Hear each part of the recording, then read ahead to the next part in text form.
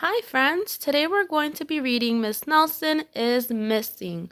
The kids in room 207 were misbehaving again. Spitballs stuck to the ceiling, paper planes whizzed through the air. They were the worst behaved class in the whole school. Now, settle down, said Miss Nelson in a sweet voice, but the class would not settle down. They whispered and giggled, they squirmed and made faces. They were even rude during story hour, and they always refused to do their lessons.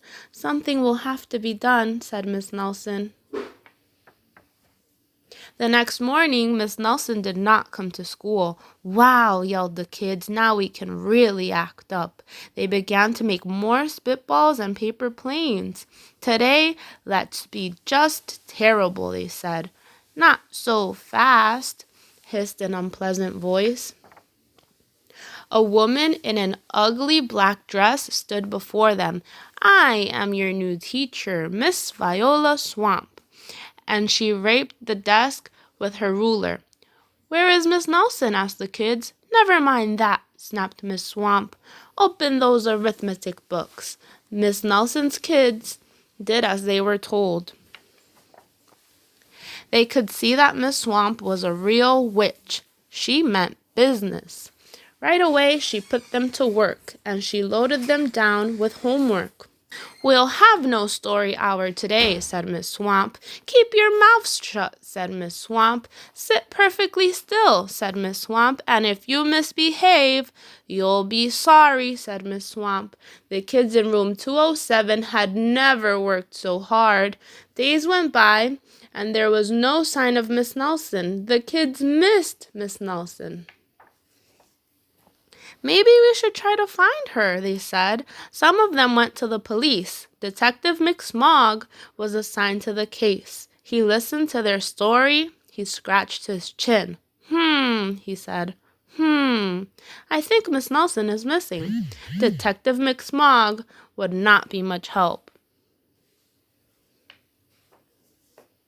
Other kids went to Miss Nelson's house. The shades were tightly drawn, and no one answered the door. In fact, the only person they did see was the wicked Miss Viola Swamp coming up the street. If she sees us, she'll give us more homework. They got away just in time. Maybe something terrible happened to Miss Nelson. Maybe she was gobbled up by a shark, said one of the kids, but that didn't seem likely. Maybe Miss Nelson went to Mars, said another kid, but that didn't seem likely either.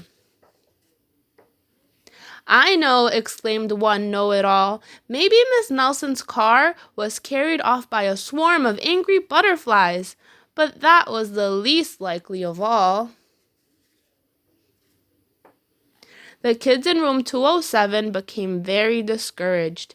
It seemed that Miss Nelson was never coming back, and they would be stuck with Miss Viola Swamp forever. They heard footsteps in the hall. Here comes the witch, they whispered. Hello, children, said someone in a sweet voice.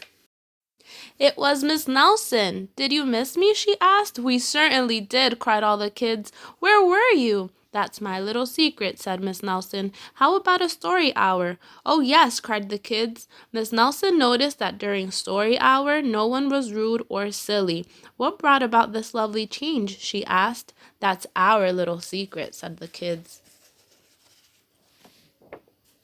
Back home, Miss Nelson took off her coat and hung it in the closet right next to an ugly black dress. When it was time for bed, she sang a little song. I'll never tell, she said to herself with a smile. P.S. Detective McSmog is working on a new case. He is now looking for Miss Viola Swamp. The end.